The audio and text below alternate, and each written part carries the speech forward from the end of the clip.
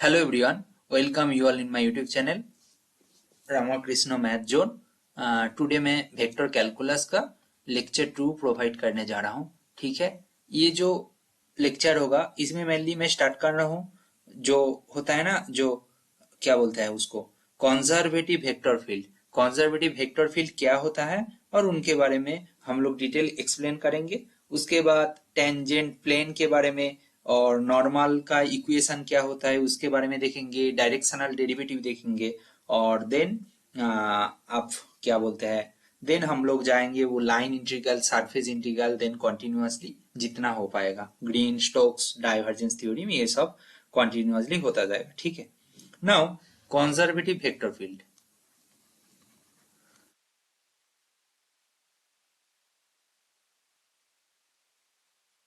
Now conservative vector field ये है क्या, कंजर्वेटिव वेक्टर फील्ड है क्या, इसका जो फॉर्मल डेफिनेशन होता है वो लिख देता हूं। If A vector field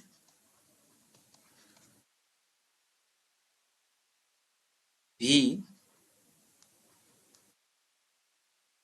derived from a scalar field, say phi। इसका मीनिंग क्या है मैं डिटेल में बोलता हूँ, पहले लिख देते हैं। फॉर्मल डेफिनेशन क्या है कि if A vector field V derived from the scalar field phi is such that V vector equal to grad of phi। ठीक है, हम लोग जब एक वेक्टर फील्ड V को हम लोग एक स्केलर फील्ड की रेस्पेक्ट में ऐसा रिलेशन में लिख सकते हैं। ठीक है, V vector equal to grad of phi, phi भी है स्केलर फील्ड। ठीक है ना, then V is called conservative vector field. ठीक है,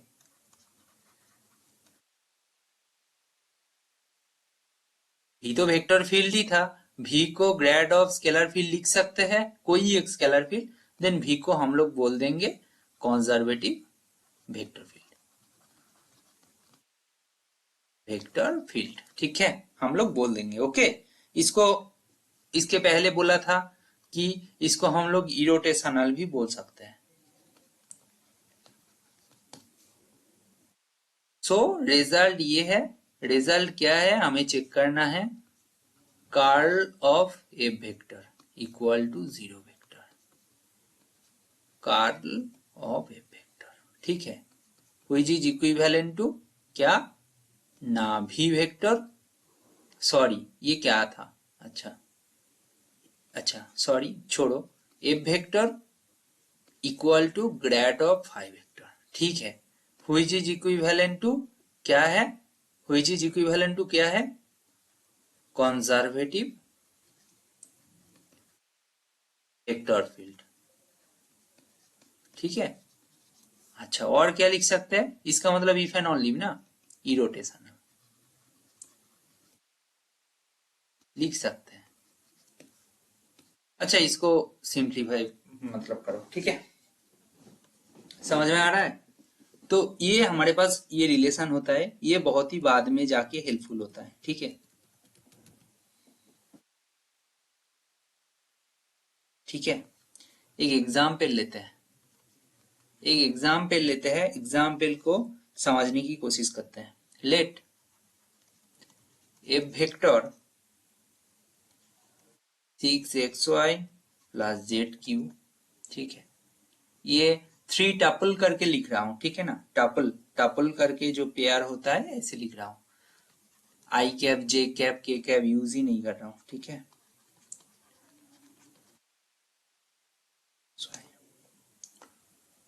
so that a vector is conservative and a vector equal to grad of phi for some क्या scalar field phi। Okay ना, clear, ये क्लियर। नाउ सी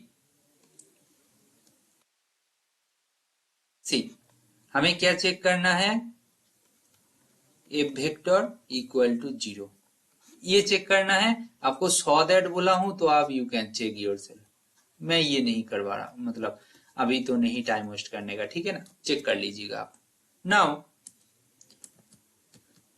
हमें पता है since F क्या conservative,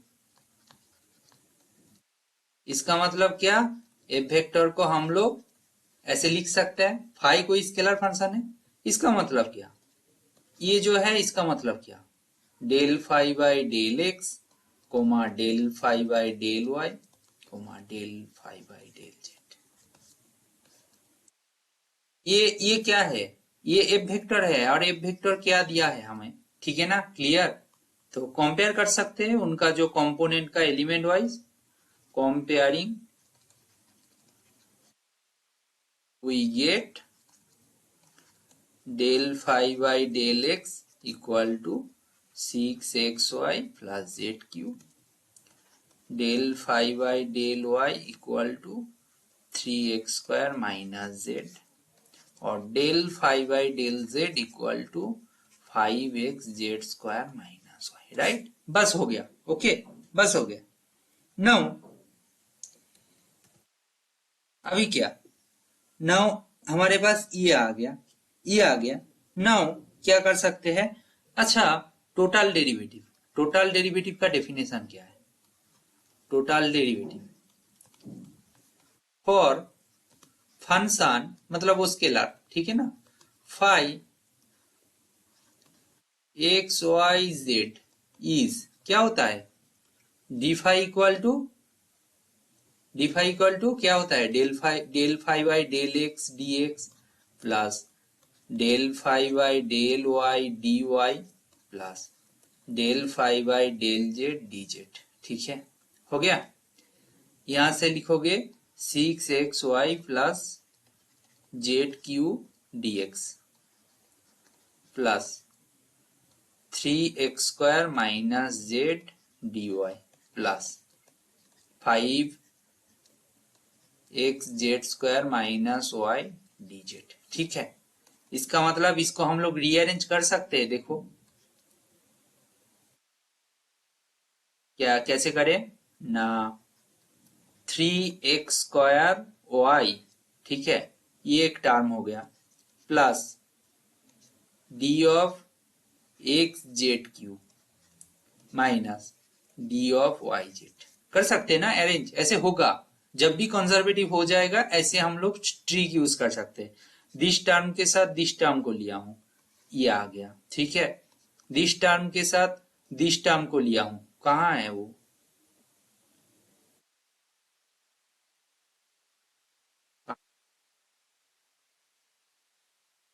ठीक है, कुछ गड़बड़ तो नहीं है,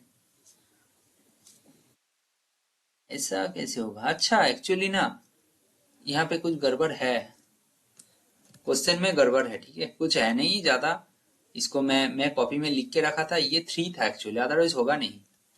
तो टोटल वो ग्रेडियंट जो कार्ल जो ये चेक करना है वो भी 0 नहीं बनेगा एक्चुअली, ये 5 लिख दिया हूँ, वो 3 है, ठीक है, क्वेश्चन में 3 है वो, ठीक है, ये 3 है। तो दिस टर्म के साथ दिस टर्म को लिया हूं और दिस टर्म के साथ दिस टर्म को लिया हूं, देन इनको ऐसे डेरिवेटिव ऑफ फॉर्म में लिख सकते हैं, देन सबको ऐड कर लेते हैं, मतलब अरेंज कर लेते हैं अच्छे से, माइनस वाई जेड, ठीक है, हो गया। नाउ इसका मतलब क्या है, d phi integrating, integrating both side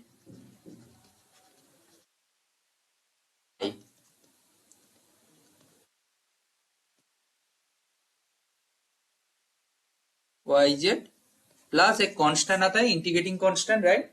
देखो हम बोले थे कि एफ वेक्टर कंजर्वेटिव, इसका मतलब एफ वेक्टर ऐसे लिख सकते हैं, grad of phi for some phi, that some phi means कोई भी फाई नहीं है, ऐसा एक पर्टिकुलर फाई आएगा, for some phi this phi, c integrating constant, integrating constant, ठीक है ना, आर्बिट्ररी कांस्टेंट, ओके क्लियर, ऐसे फाई को निकालते हैं, ठीक है ना। ये एग्जाम्पल से बहुत हेल्प होगा क्योंकि बाद में बहुत काम आने वाला है, ठीक है। अच्छा, इसके बाद और एक इंपॉर्टेंट रिजल्ट लिख लेते हैं। बेसिक रिजल्ट है बट फिर भी इंपॉर्टेंट है। ओके, बेसिक रिजल्ट है, वेरी बेसिक रिजल्ट है बट वेरी इंपॉर्टेंट है। ठीक है, लेट ए वेक्टर इज,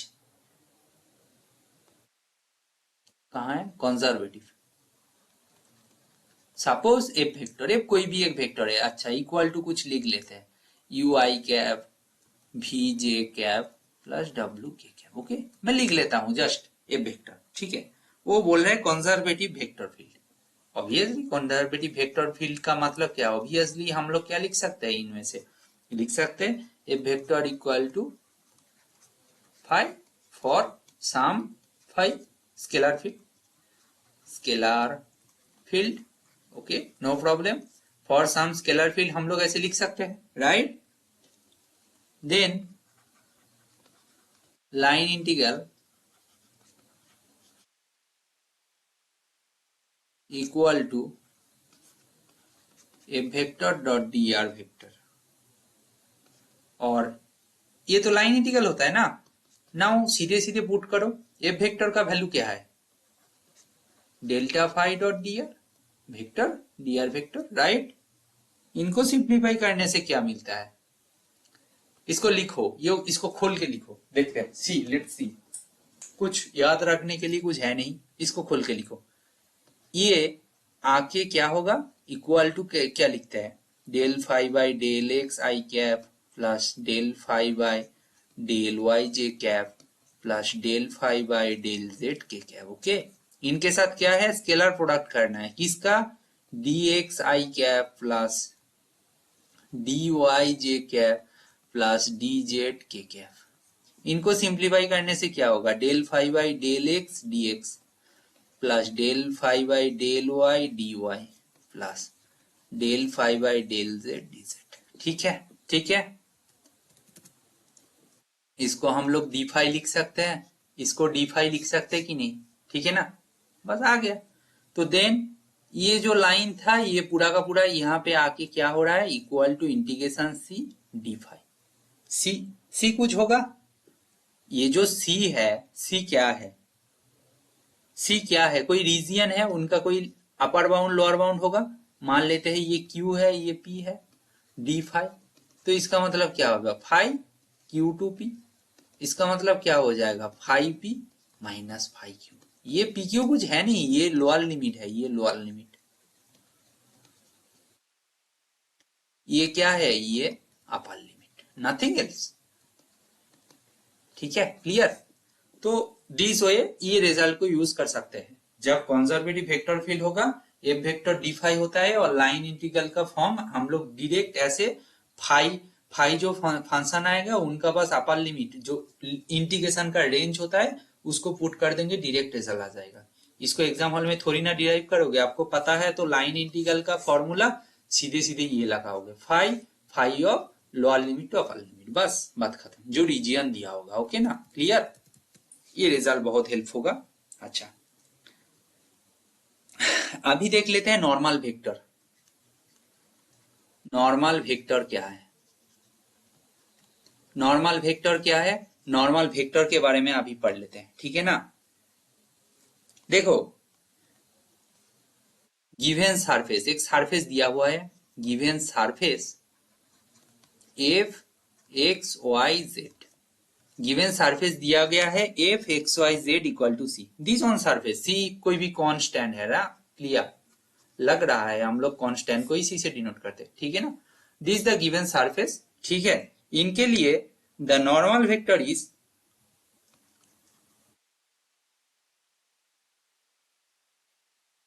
सबको ही पता है ना, एक सरफेस है, उनका normal vector is grad of phi, clear, grad of, gradient of phi, ठीक है। ये बता दे, ये हो गया आपका normal vector. Now unit normal vector, unit normal vector क्या होगा, यूनिट नॉर्मल वेक्टर क्या होगा, अच्छा उसको एन कैप से हम लोग डिनोट करते हैं, grad of F by grad F का modulus, right, clear, that's all, ठीक है।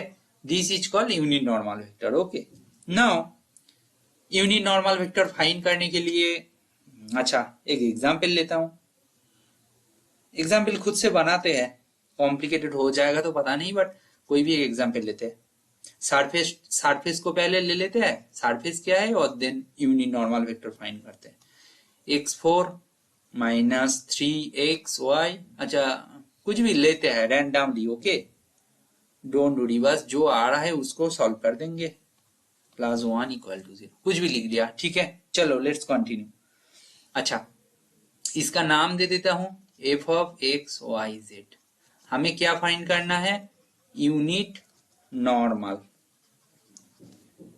एट पॉइंट, कहां पे, अच्छा 1 1 1 लेते हैं, ठीक है, रैंडमली ले रहा हूं भाई, कुछ नहीं, बस कैलकुलेशन कैसे करते हैं। डेल एफ फाइंड करे तो del del del F by del x i cap ऐसे ऐसे जाएगा, तो इसका मतलब क्या हो जाएगा, एकदम सीधे सीधे वैल्यू पुट कर रहा हूं, 4x³ minus 3yz I cap plus minus 3xz J cap plus minus 3xy plus 2z K cap, ठीक है। डेल्टा एफ का मॉड क्या होगा, अच्छा इसको तो एट द पॉइंट कौन सा पॉइंट, 1 1 1, कैलकुलेट करो भाई, क्या होगा 4 माइनस 3 1 आई कैप, डायरेक्ट आई कैप, यहाँ पे क्या हो जाएगा -3 जे कैप, यहाँ पे क्या हो जाएगा माइनस के कैप, ठीक है ना, ये आ गया। तो इसका मतलब क्या होगा 1 स्क्वायर प्लस -3 उनका होल स्क्वायर प्लस -1 उनका होल स्क्वायर, ये तो पता है, तो 9√11, ठीक है। सो रिक्वायर्ड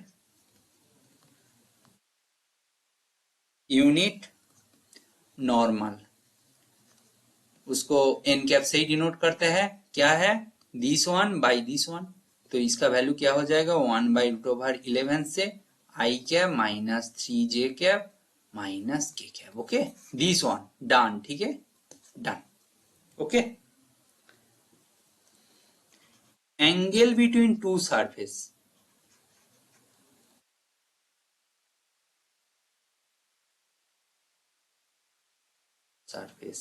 ठीक है, हमें दो सरफेस के बीच में जो एंगल है वो फाइंड करना है, क्या है, तो कैसे फाइंड करोगे, suppose f1 and f2 to surfaces, okay, clear, हम लोग मान लिया है दो सरफेस f1 f2 है।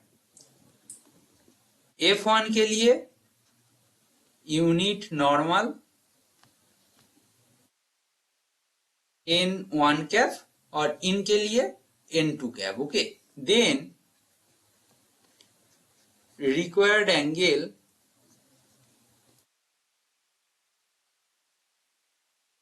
थीटा इंप्लाई करेगा cos theta equal to n1 cap dot n2 cap by n1 cap mod n2 cap mod whole mod, ठीक है।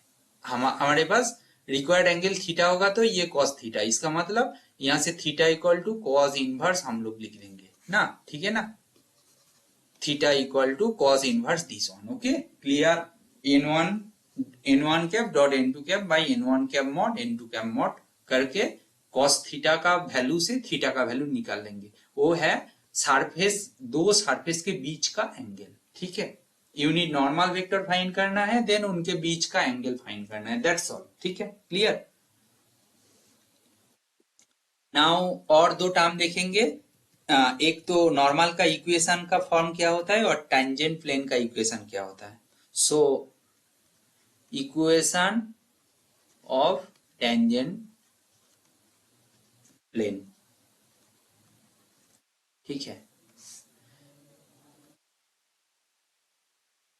इक्वेशन ऑफ टेंजेंट प्लेन देखते हैं, तो सेम है, सरफेस क्या है F x Y Z equal to C surface है, equation of tangent plane at point P X naught Y naught Z naught find करने का जो फॉर्मूला है वो लिखेंगे, ठीक है, this one surface at this point equation of tangent plane find करना है, ठीक है। फॉर्मूला क्या है, फॉर्मूला फॉर्मूला, आपका फॉर्मूला क्या है ना, x minus x nought del F by del x nought, ना एक्स नॉट क्यों देंगे, वो at that point p point, ठीक है ना, plus y minus Y nought, क्योंकि यहाँ पे एक्स नॉट नहीं लिख सकते, मतलब del F by del x x Y z का भी फंक्शन हो सकते हैं ना, तो दैट्स वाई पी पॉइंट पे लिखना पड़ेगा। ठीक है, क्लियर, कुछ भी लॉजिकलेस नहीं होता, सब कुछ लॉजिकली है। Del F by del Z at P equal to 0, ये जो फॉर्मूला है, ये फॉर्मूला को यूज करके कोई एक सरफेस का tangent plane at the point p you can find using this formula. Clear, using this formula you can find equation of tangent plane at any point p, particular point p, p यहाँ पे क्या है, x not y not z not arbitrarily। Clear, let's see next equation of normal।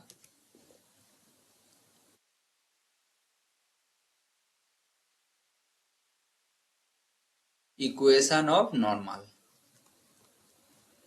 Equation of normal क्या होगा, equation of normal क्या होगा, ठीक, मतलब लग रहा है वो टेंजेंट था नॉर्मल था, सेम ही है। सरफेस क्या है, पहले लिख देते हैं फिर से, सरफेस क्या है, F x Y z, okay, ये हमारा सरफेस है, ये equal to c, constant, constant को जीरो भी ले सकते हैं, कोई प्रॉब्लम नहीं।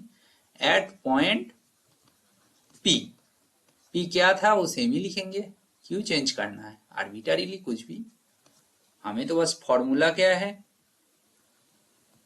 सीधा सीधा याद रखना, ये एग्जाम में हेल्पफुल होता है। ठीक है ना, कभी कभी होता है वो एमएसक्यू पार्ट में आ ही सकते हैं और एमसीक्यू में भी आ सकते हैं, न्यूमेरिकल में भी आ सकते हैं।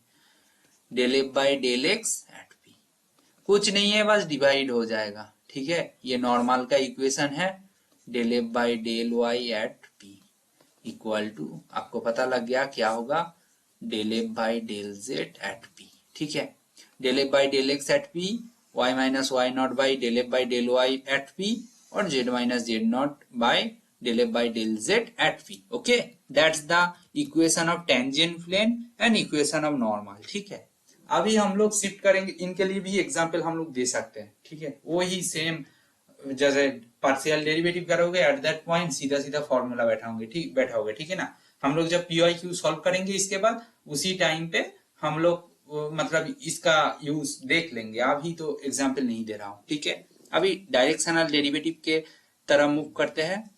डायरेक्शनल डेरिवेटिव, डायरेक्शनल डेरिवेटिव ये क्या है, सॉरी डेरिवेटिव ये है क्या,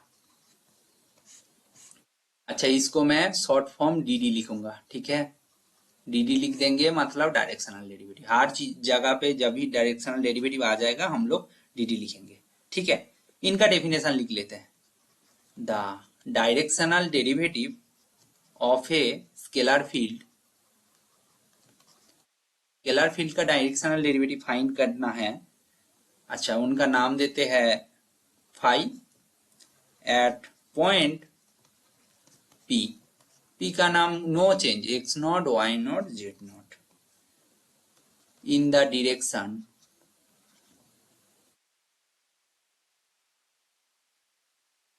in the direction of a unit vector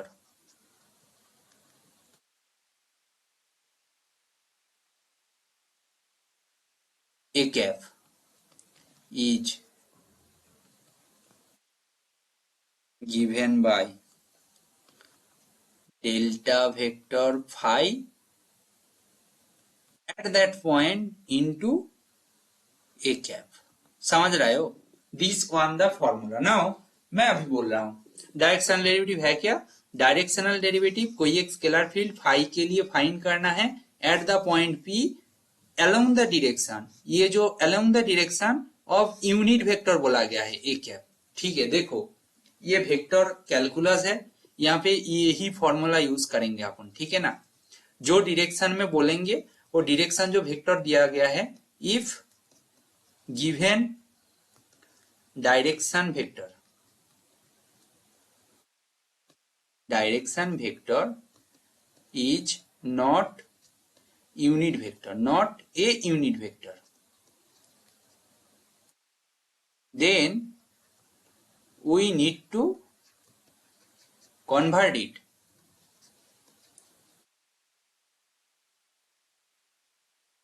to a unit vector and then proceed, and then you can proceed, okay समझ में आ रहा है।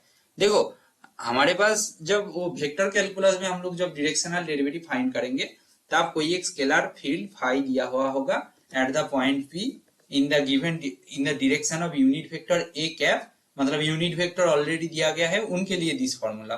डायरेक्शनल जो वेक्टर जो है उनको दिया ही नहीं गया, मतलब कुछ भी नहीं दिया गया, मतलब यूनिट फॉर्म में यूनिट वेक्टर नहीं दिया गया, कोई एक और वेक्टर दिया गया है, तब आपको यूनिट वेक्टर में कन्वर्ट करना है, देन ये फॉर्मूला यूज करना है। If directional vector is not given, देखो डायरेक्शनल वेक्टर गिवन है यूनिट में नहीं है तो यूनिट में कन्वर्ट करो, फॉर्मूला लगाओ। नॉट गिवन देन क्या करोगे, choose A vector, this one directional vector, ठीक है ना। A vector R cos theta I cap plus R sine theta J cap, clear. ये लेंगे बट ये यूनिट में थोड़ी ना है, ए वेक्टर मॉड से डिवाइड करना पड़ेगा, इसका मतलब क्या, root over R square cos square theta plus sine square theta, और ये टर्म क्या है 1 है, इसका मतलब इसका वैल्यू आर है, और then unit vector A cap क्या हो जाएगा, A vector by A vector mod, right. ये क्या हो जाएगा cos theta I cap plus sine theta J cap, right. Cos theta A cap plus sine theta J cap हो गया, right, this on the unit vector. तो इसीलिए if directional vector is not given then we can choose it as, मतलब directional vector को हम लोग कैसे ले सकते हैं, सीधा सीधा लेंगे cos theta I cap plus sine theta J cap, clear. देखो भाई मैं जो पॉइंट बोल रहा हूँ बीच बीच में ये इंपॉर्टेंट है, मैं जब सीखा था उस टाइम मैं मतलब कैसे सीखा था उसको ही मैं रियलाइज करके बोल रहा हूँ। देखो एक बुक को फॉलो करोगे तो मिलेगा नहीं, कोचिंग इंस्टीट्यूट का एक नोट मिल जाएगा बट उधर से समझ में आएगा नहीं, तो यूट्यूब वीडियो इसीलिए आता है कि उधर कोई एक कुछ बोलते हैं, उनमें से कुछ ना कुछ तो इन्फॉर्मेशन मिलता है, कभी कभी कुछ गलत भी बोलते हैं, उनको इग्नोर करो, बट रियलिटी ये आपको कुछ लेना है, राइट। तो डायरेक्शनल वेक्टर जब कुछ नहीं दिया होगा आप इसीलिए इसको cos I theta plus cos theta I cap sine theta J cap choose कर लेते हो, क्योंकि ये ऑलरेडी यूनिट फॉर्म में है। क्योंकि कुछ लोगों का मन में डाउट में होगा कि डायरेक्शनल वेक्टर तो हम लोग इसको ले सकते हैं, भाई इसको लेना है तो उसको यूनिटाइज करना है, यूनिट मतलब मॉड से डिवाइड करना है, करोगे तो सीधा सीधा यही आ जाएगा। तो इसीलिए जब कुछ नहीं दिया होता तब पोलर फॉर्म में ऐसे ले लेता है। यहाँ पे थीटा क्या है, हेयर थीटा क्या है, what is theta, what theta क्या है, थीटा भाई any number, any real number means any direction, देखो direction if directional vector is not given then we need to check along every direction। कुछ दिया नहीं है हम लोग पर्टिकुलरली चूज नहीं कर सकते ना, बोल देते कि एनी डायरेक्शनल वेक्टर फिक्स्ड कर देते तो बात खत्म, बट डायरेक्शनल डेरिवेटिव दिया ही नहीं है, we need to check along any direction every direction, तो इसीलिए थीटा फॉर्म में लेते हैं। तो थीटा का वैल्यू वेरी करते जाओ एटलीस्ट 0 डिग्री टू 360 डिग्री, उसको आप रेडियन फॉर्म में रियल नंबर में लिख सकते हो, उसको वैल्यू चेंज करते जाओ, तो अलोंग दैट डायरेक्शन चेंज होता जाएगा। क्लियर है ना, कोई एक डायरेक्शन बराबर वो डेरिवेटिव का वैल्यू एग्जिस्ट ही नहीं करेगा, तो हम लोग बोल देंगे directional derivative does not exist. That's clear ना। डायरेक्शन फिक्स्ड नहीं दिया गया है तो आर्बिट्रेरीली हम लोग cos theta I cap sine theta J cap लेंगे, उस बराबर थीटा को चेंज करते जाएंगे कोई एक पर्टिकुलर थीटा के लिए, दैट डायरेक्शनल डेरिवेटिव का वैल्यू एग्जिस्ट नहीं करेगा, तो हम लोग डायरेक्टली सीधा सीधा बोल देंगे directional derivative does not exist. Clear. When directional derivative does not exist, ठीक है। That's the question. कब होता है मैं ऑलरेडी एक्सप्लेन कर दिया हूँ। क्लियर ना। ये क्वेश्चन आपका दिमाग में होना चाहिए। आपको एग्जाम में ऐसे ही क्वेश्चन पूछेगा, सीधा सीधा क्वेश्चन नहीं पूछेगा। जैम में कभी कभी पूछ लेता था, अभी शायद वेक्टर जैम से भी हटा दिया गया है। तो देन पहले था, कुछ साल पहले, आई थिंक 2021 तक और 2020 तक था, बट अभी बाद में हटा दिया गया है। ठीक है। और रेट ऑफ चेंज का एक कॉन्सेप्ट आएगा। रेट ऑफ चेंज मीन्स ये आपका सरफेस है, सीधा सीधा ये जेड इक्वल टू सी, ये सरफेस है। तो रेट ऑफ चेंज मीन्स ऐसा है कि दिस वन, ठीक है ना। इसका मतलब del F by del X इनका whole square plus del F by del Y इनका whole square plus del F by del Z इनका होल स्क्वायर, पूरा का square root, right. That's the way. Now rate of change का तो ये concept हो गया, कोई एक सरफेस दिया गया है, उनका रेट ऑफ चेंज फाइंड कर दिया। नाउ मैक्सिमम और मिनिमम रेट ऑफ चेंज एक टर्म होता है। Maximum rate of change equal to होता है दिस वन, और मिनिमम रेट ऑफ चेंज का एक होता है, उसका मतलब समझ में ही आ रहा है, बस नेगेटिव ले लेंगे, जो यहाँ पे है उसका नेगेटिव ले लेंगे तो मिनिमम रेट ऑफ चेंज आ जाएगा। Clear. Minimum rate of change आ जाएगा। नाउ हम लोग डायरेक्शनल डेरिवेटिव फाइंड कर सकते हैं एक एग्जाम्पल के थ्रू, ठीक है ना। ठीक है, वो भी एक देख ही लेते हैं।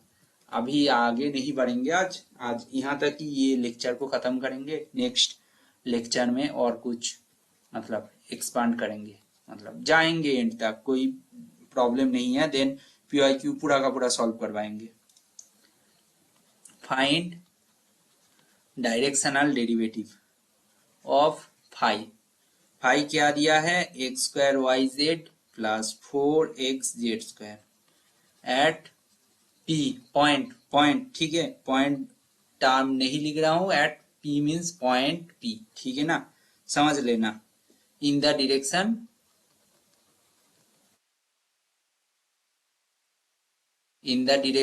कौन सा डायरेक्शन है भाई ना, मेरा जो एग्जाम्पल मैं लिखा हूं मतलब क्वेश्चन, तो दैट वाइज दिस वन, उसको ही करते हैं। एक कर लेंगे तो बाकी रैंडम कुछ देंगे, उसको भी कर सकते हैं। और मैं तो बोला ही हूँ डायरेक्शन नहीं दिया गया, उसको कैसे अप्रोच करते हैं, वैसे ही अप्रोच करो, कुछ नहीं होने वाला। तो हम लोग सीधा सीधा ग्रेड ऑफ फाई फाइंड करेंगे। वो क्या हो जाएगा,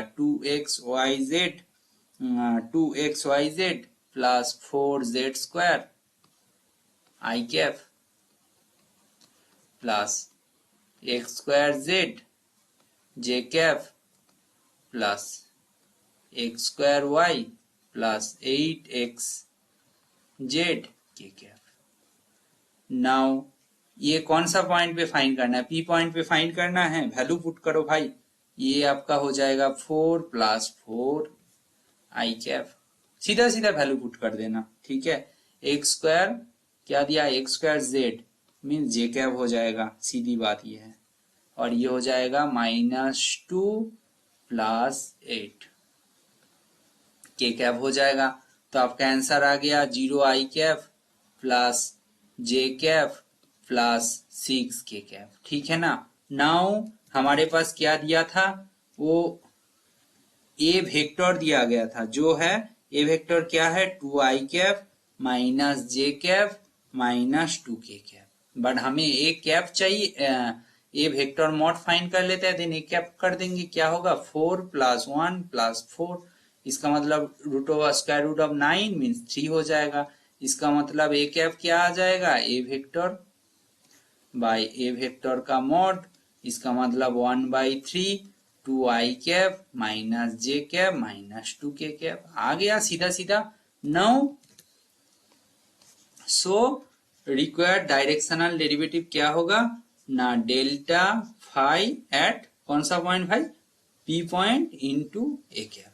इसका मतलब क्या हो जाएगा आपका, इसका मतलब हो जाएगा 0i कैप, क्या था जे कैप, और क्या था भाई, इतना तो याद आ रहा है बाकी, अच्छा जे cap 6k cap, 6k cap ठीक है ना, प्लस 6k कैप ठीक है, इंटू 2i कैप, ये 1/3 को सामने लिख देता हूं common, minus J cap minus 2k cap.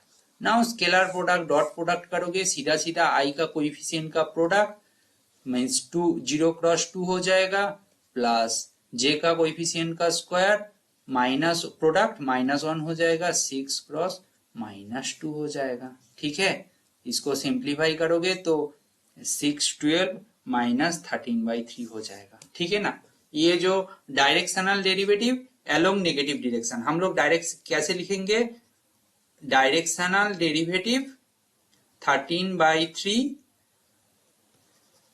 इसको ऐसे लिख सकते हैं, otherwise directional derivative is minus में लिख देंगे, otherwise directional derivative is this along negative direction, okay, along negative direction, okay. ऐसे डायरेक्शनल डेरिवेटिव को फाइंड कर सकते हैं। डायरेक्शनल डेरिवेटिव होगा तो डायरेक्शनल डेरिवेटिव नेगेटिव डायरेक्शन, इसका मतलब क्या है, डायरेक्शनल डेरिवेटिव क्या कर रहा है, डिक्रीज कर रहा है, राइट। का मतलब क्या है, डायरेक्शनल डेरिवेटिव आपका डिक्रीज कर रहा है, clear. Now see directional derivative decrease कर रहा है, नाउ सी दो और एक नोट लिखवा देता हूं, जो भी इंपॉर्टेंट है, इंपॉर्टेंट नहीं है वही जो लिखा हूं वही ठीक है। नोट क्या है ना, फर्स्ट सॉरी क्या हो रहा है, ये कलर चेंज करने के लिए बोल रहा है क्या, ठीक है। डायरेक्शनल डेरिवेटिव के लिए क्या लिखेंगे, डायरेक्शनल डेरिवेटिव पॉजिटिव होगा तो क्या, पॉजिटिव होगा तो क्या ना, डायरेक्शनल डेरिवेटिव इंक्रीज कर रहा है, इंक्रीज कर रहा है एलोंग ऑब्वियसली गिवन डायरेक्शन, दिया है नहीं दिया है उससे मतलब नहीं है, बट मतलब नहीं दिया है तो आर्बिटरीली चेक करना पड़ेगा, देन हम लोग बोल सकते हैं, but directional derivative in general दिया होगा तो एलोंग गिवन डायरेक्शन ठीक है। दूसरा क्या होगा पता है, इनका उल्टा नेगेटिव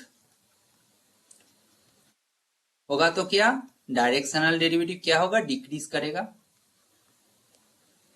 कहां पे, एलोंग द गिवन डायरेक्शन, बात खत्म। इसको नोट करके लिख लेना, काम में आएगा। एग्जाम में ऑप्शन ऐसे दे देंगे आपको कंफ्यूज करने के लिए, देते हैं तो डायरेक्शनल डेरिवेटिव आपका पॉजिटिव आ रहा है कि नेगेटिव आ रहा है, ये आपको ध्यान में रखना है। पॉजिटिव आ रहा है तो इंक्रीज कर रहा है अलोंग दैट डायरेक्शन जो गिवन डायरेक्शन है, और नेगेटिव आ रहा है इसका मतलब डिक्रीज कर रहा है along the given direction, okay, ये याद रखना है। आज के लिए इतना ही, thank you everyone for watching. ये वीडियो अच्छा लगे तो please like share and subscribe, support please, thank you.